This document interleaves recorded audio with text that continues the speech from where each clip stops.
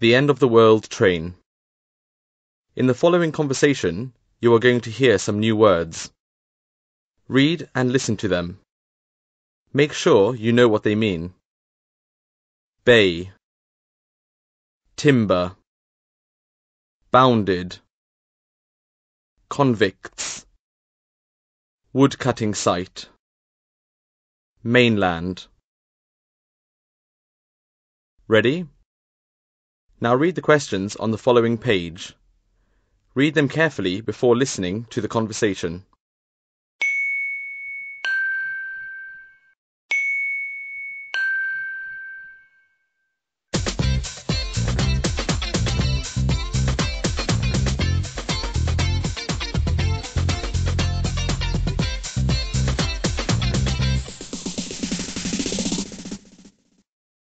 Ushuaia in Argentina is the southernmost city in the world. No other place gives us the opportunity to make a trip on the Southern Railway, proudly advertised as the End of the World Train. Today, in our program Round the World, we're pleased to introduce Chris Van Gils, a keen traveller. Hi, Chris, and welcome to our program. Thanks a lot for your invitation. Chris, today we're going to talk about a train rather than about the city of Ushuaia. The train is the most popular tourist attraction in the city, isn't it?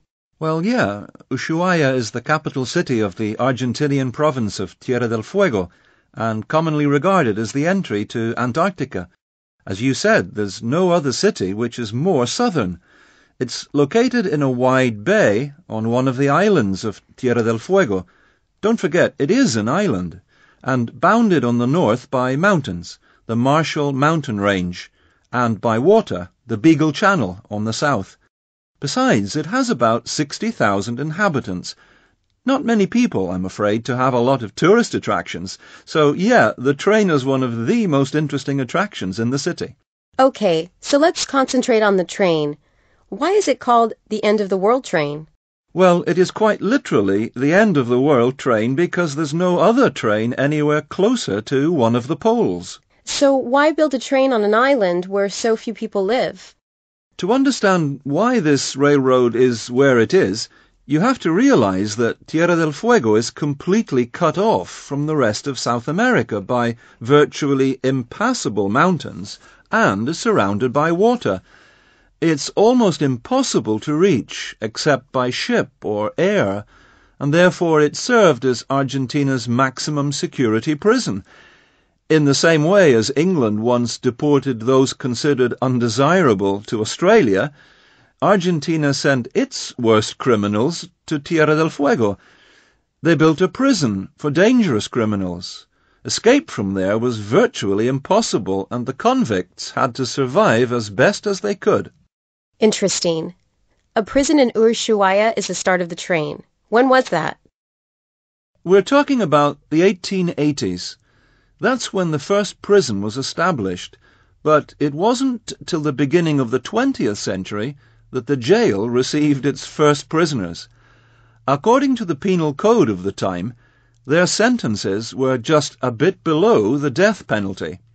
They were convicts of the worst kind. They were in prison for the second or third time. So then Ushuaia is also the name of the prison. Yeah, but the name of the city doesn't mean prison or anything similar. It comes from the Yamanas, the indigenous people who inhabited Tierra del Fuego. In their language, Ushuaia means deep bay to the west. And what about the train? Why was it built? The jail was built using local materials: basalt rock, timber from the forests, clay and sand from the streams in the region. The convicts themselves built the prison. The train was set up to transport these materials. At the beginning, it ran on wooden rails, and later, in 1909, a real train was built, which was popularly known as the convict train.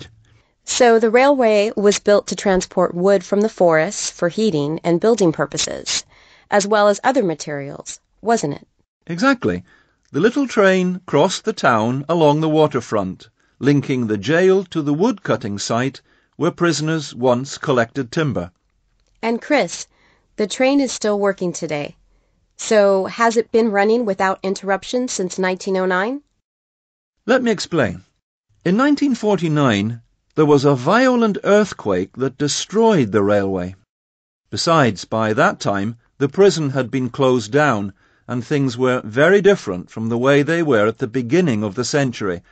So it wasn't until 1994 that the train started running again to and from the Tierra del Fuego National Park. The trip is now a tourist attraction, and it is much shorter than it used to be, but one can still get the feeling of what it was like. Chris, I'm afraid we've run out of time.